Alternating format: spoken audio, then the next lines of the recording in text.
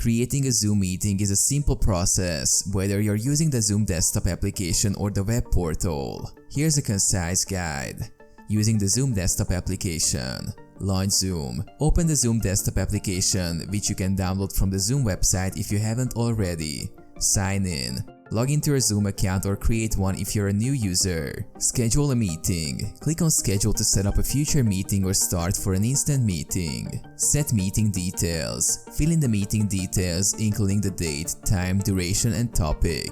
You can also choose to make it a recurring meeting if needed.